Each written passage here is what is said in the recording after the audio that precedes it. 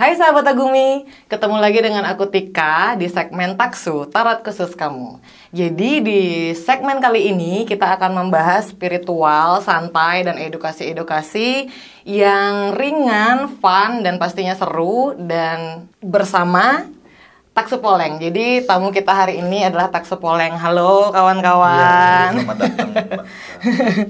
Jadi terima kasih banget udah mau collab sama Agumi. Jadi bisa diperkenalkan diri dulu kali, ya. Om Swastiastu, ya, terima kasih Tiang Juru Panca dari Taksu Poleng. Om Swastiastu, saya sendiri Gede Noverdi sih, dipanggil Dede sih. Jadi hostnya Taksu Poleng yang nanya-nanya sama Juru Panca. Oke, jadi di sini ada Juru Panca dan Beli Dede, ya. Dan pada video kali ini kita tuh akan membahas yang berbau spiritual, tapi kita bawa ke fun dan ringan-ringan aja, jadi happy-happy aja gitu. Nah sebelum kita lanjut nih, Jero dan Beli Dede, bisa diceritain nggak sih ke teman-teman Taksu Poleng itu apa? Dan konten-kontennya itu mengenai apa? Mungkin Beli Dede mewakili. Taksu Poleng itu sih sebenarnya visi kita dulunya ingin mengupas mitos fakta di Bali, yang khususnya di Bali sih ya. Cuma meluas menjadi ke Nusantara, akhirnya kita berinisiatif juga untuk menguak-nguak misteri tentang spirit, terus sejarah seperti itu. Iya, jadi kenapa aku tertarik banget ya guys untuk collab dengan Taksu Poleng, karena menurutku video-videonya mereka itu sangat mengedukasi. Misalnya kayak aku pernah nonton bedanya kerasukan, kerangsukan yang itu. Jadi itu bener-bener kayak aku cuman taunya tuh dulu semua yang trans itu adalah kerasukan gitu. Jadi cuman taunya itu nama aja gitu, kerauhan gitu orang Bali bilang. Ternyata tuh ada bedanya, dan aku sangat teredukasi banget dengan videonya mereka gitu. Dan sekarang gitu ya, biar kita lebih akrab, biar kita lebih asik gitu, aku pingin nge-games gitu. Jadi gamesnya ini adalah tentang mitos dan fakta. Ada beberapa referensi yang sudah aku cari, dan sekarang kalian menjawab berdua. Seperti itu, nanti ketika Jero Panca dan Beli Dede sudah ngambil bergantian, dibaca terus menurut kalian gimana dan jelaskan alasannya, singkat aja gitu. Mungkin juga biar bisa teman-teman teredukasi atau tahu, oh ternyata ini mitos, oh ternyata ini fakta gitu. Kita mulai aja, ready ya. Cuma yang jelasin ini nanti satu-satu ya. Siapa yang ngambil itu yang Siapa yang ngambil itu Boleh yang jelasin. nih? Kalau nggak bisa nelpon teman. Oh iya, nanti ada pilihannya. Oke. Kita mulai dari yang pertama. Oke, Jero Panca dulu. Atau shoot dulu, shoot. Shoot dulu. Oke. Pertama. Lanjut. Yang penting nggak berhutang ya. Yang penting nggak Enggak. hutang. Aman. Baca sendiri nih. Oh iya, boleh. Oke. Jadi lewat kuburan harus bunyikan klakson 3 kali. Gimana menurut Jero Panca? Mitos. Kenapa? Permisi tidak selalu dengan klakson, bisa menggunakan ucapan dan juga bisa menggunakan hati lah. Jadi tidak harus 3 kali sebenarnya. Kalau 3 kali nanti dapat piring cantik.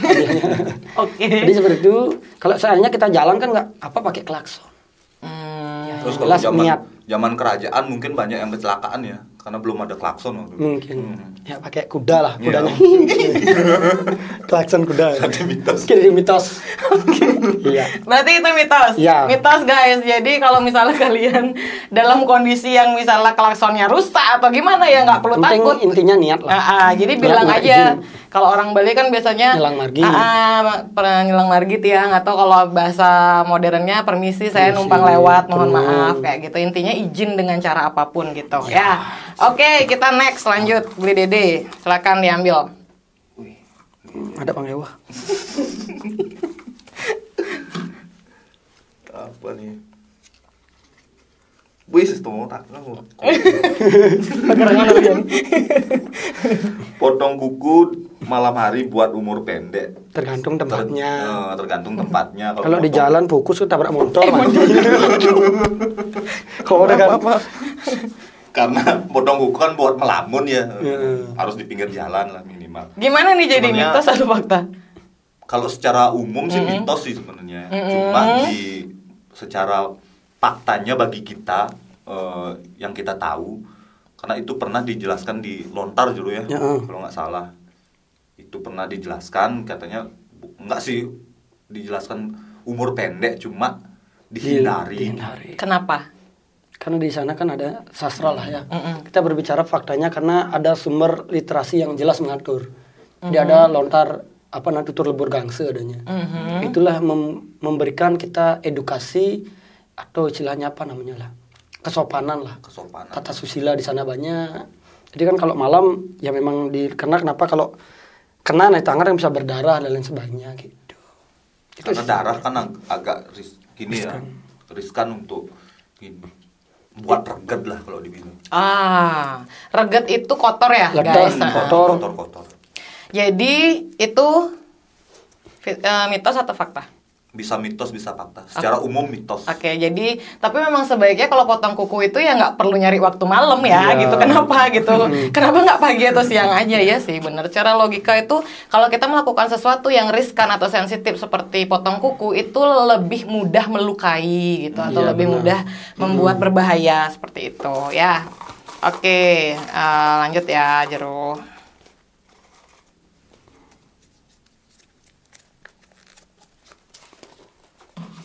Warung rame karena ada pesugihan, mitos. Kenapa? Karena kan itu rezeki orang, kemudian garis tangan. Kalau garis tangannya dia pedagang, apapun dijual pasti akan laris dia. Gitu. Jadi tidak selalu orang yang rame karena ada pesugihan. Tapi ada pasti. Yes. Warung yang pakai yang rame karena pesugihan karena. Nah kalau ini tuh gimana? Gimana tuh? Aku sering ngelihat atau mendengar tuh kayak ketika makanan itu dibawa pulang langsung jelek rasanya. Ketika dibedakan dengan saat kita makan di sana tuh enak kok, dibawa pulang kok jelek. Jangan-jangan itu ada pesugihannya. Itu gimana? Itu benar. Dapat juga dibahas video. Ada istilah ciri-ciri warung yang memiliki pesugihan lah. Seperti katakan tadi rasanya berubah, kemudian ada efek samping untuk orang-orang yang kepekaannya tinggi, dalam artian habis makan berasa sakit kepala, mual dan lain sebagainya. Kemudian dengan saingan yang menjual produk sama, harga sama, tapi perbedaan kunjungannya itu jauh beda. Itu ya bisa tanda tanya lah. Jauh. Biasanya kalau normal kan ya selisih beberapa itu kan biasalah. Karena servis mungkin. Dan ada 2 tipe pesugihan ya. Pesugihan. Penglaris. Ada 2 tipe penglaris positif dan negatif. Gitu. Kalau penglaris positif tuh dia contoh kita kan mencari atau nunas tirte di Ratu Ayu Melanting. Kita tahu tuh kan positif, kemudian menggunakan rerajahan yang memang positif. Rerajahan itu ada 2, positif dan negatif. Kalau pesugihan yang penglaris yang negatif yaitu menggunakan tumbal, kemudian menggunakan biasanya barang-barang daleman wanita, kemudian ada biasanya menggunakan tulang-tulang ngorok dan lain sebagainya. Yang kotor-kotor. Oke, jadi belum tentu warung yang ramai itu semua tentang menggunakan penglaris gitu, karena kecuali ada kecualinya. Kalau misalnya kita makan ada efeknya atau ada hal-hal aneh gitu yang terjadi, apalagi kalau kalian punya kepekaan dan itu respon di tubuh kalian yang mungkin bisa jadi itu pakai pesugihan gitu. Oke, lanjut. Nah, beli dia yang gampang-gampang. Nah, mau ilmu cuma. Nah, ini kan kalau nggak punya garis hidung berarti dibilang gamang atau memedi. Nah, gamang itu dedemit ya guys. Malu halus yang menyerupai manusia. Fakta. Gimana itu Beli Dede? Fakta. Beli Dede pernah ketemu? Oh, pernah sih. Di gimana ceritanya? Satu kru tuh banyak tuh yang nggak memang fakta sih. Nggak ketemu, cuma dari sekian sampel yang orang-orang yang bilang dia itu pernah ketemu tuh memang rata-rata sih bilang ininya tuh yang paling menonjol nggak ada gitu. Kalau Balinya abangan, garis hidung. Selalu bilang ininya tuh nggak ada gitu, artinya kayak bisa dibilang itu menjadi fakta lah gitu. Oke, berarti dia bentuknya seperti manusia. Ya. Cuman ininya aja yang nggak ada. Jadi gamang itu sebenarnya seperti manusia lah, ada positif negatif kan. Tapi sorry motong. Apakah dia juga hidup di sekitaran kita? Maksudnya kayak dia beraktivitas seperti manusia? Iya. Jadi ini kan sebenarnya di sini pun banyak istilahnya astral kan, tapi tergantung tingkatan dimensi kan. Ada astral yang memang dimensinya lebih halus, kemudian ada gamang tuh, dan juga ada dia dimensinya seperti penghuni batu, penghuni pohon dan lain sebagainya. Yang berdampingan dengan kita lah. Oke, berarti itu fakta. Nah, jadi teman-teman kalau kalian ngelihat sosok sorry, bikin kaget. Aduh, kaget aku Kamang. Itulah satu kru kami Kamang. Tadi kan juga sempat dibilang satu kru kami itu Kamang. Dengar di sana. Oke. Oh, itu Gamang salah satu. Itu Kamang dah. Dalam lah, kesiap-kesiapan. Pakai story soalnya dia. Tiket. Minum dulu. Enggak. Minum lah, Berarti itu minum. salah satu fakta.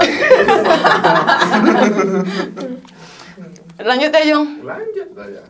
Oke guys, misalnya kalau kalian ketemu seonggok manusia gitu ya yang nggak ada garis hidungnya, itu mungkin bisa dipastikan itu adalah makhluk dedemit gitu, karena mungkin ya dia menyerupai seperti kita gitu, punya alis, punya rambut Ya. gitu. Cuman kalau yang aku tahu biasanya katanya rambutnya warnanya merah atau memedi. memedi. Ya. Terus kalau dedemit, Gamang loh. gamang, beda dengan memedi. Jadi makhluk asal tuh ada banyak tingkatan lah. Ada lontar ental gadang, adanya yang mengatur tuh dari bona, sumangke, tutuk, reo, gamang, tunye, bakas, bona, bisa banyak itu. Oke. Ya kita tahu kan satu tunye ya sudah semua itu sama kan. Kalau bahasa Indonesia dedemit aja. Kalau di Bali itu lengkap dia. Oke. Jadi yang menyerupai manusia itu siapa? Gamang. Gamang, oke. Nah, itu saran Wong juga sama samar. teman kan. Kalau misalnya ragu nih ketemu manusia, ini makhluk halus apa enggak? Raba aja gininya tuh. Oke. Kenal atau enggak raba aja gitu. Kalau keluar ingus seperti manusia. Oke, jadi gitu gamang ya, lebih Gamang. spesifiknya gamang gitu ya. Cuman bahasa Indonesianya tetap dedemit. Kalau misalnya tidak ada garis hidung, berarti itu sudah bisa dipastikan fakta gitu ya. Coba dicek apakah kalian punya garis hidung atau enggak. Kalau tertutup ingus, Nah, kalau gampangnya mau kumis gimana? Kemungkinan nggak ada gamang mekumis. iya Iya, pasti. Sama seperti manusia juga lah. Oh gitu. Yes. Terus gimana caranya kita tahu itu gamang kalau ada kumisnya? Guris loh. Pel, lanjut. ada urutannya soalnya. Siapa sekarang gilirannya? Jero, oke. Waduh berapa ya? 4, Habisin tuh. 10. Oh, 10. 10 apa 55?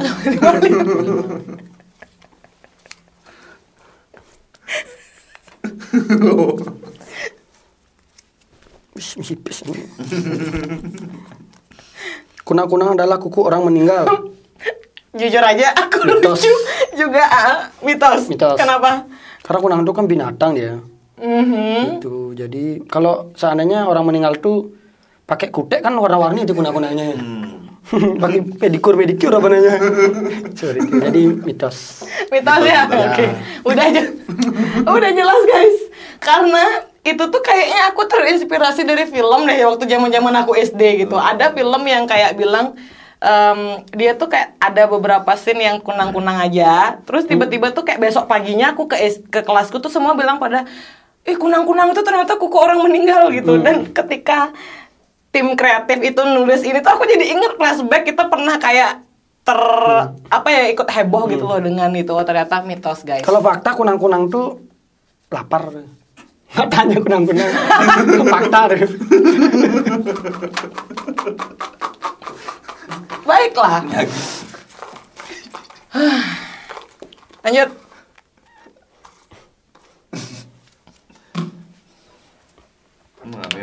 Lontar ya kadang. Bisa Juno bisa bikin cowok gampang dapat pacar. Kayaknya fakta deh. Fakta. Dengar cerita ya. Beli nggak? Karena apa? Duduh.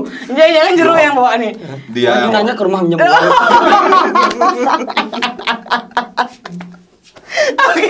Faktanya kenapa? fakta nih karena Heeh.